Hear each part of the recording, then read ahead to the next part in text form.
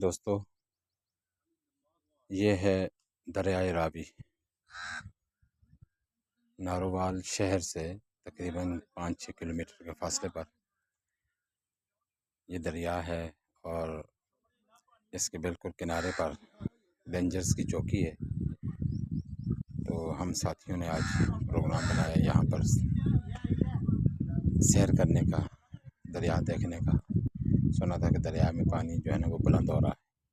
वाकई दरिया की सतह बुलंद हो रही है और इससे पीछे देखें वो जो दरख्तों की एक लाइन नज़र आ रही है कि ये इंडिया का बॉर्डर है, ज़ीरो लाइन।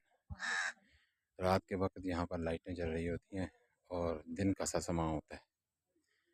तो ये आपके साथ शेयर करने का मकसद है, आप भी इसको देखें और इन्जॉय करें और वीडियो को लाइक करें और ज़्यादा से ज़्यादा दोस्तों के साथ शेयर करें। अस्सलाम वालेकुम।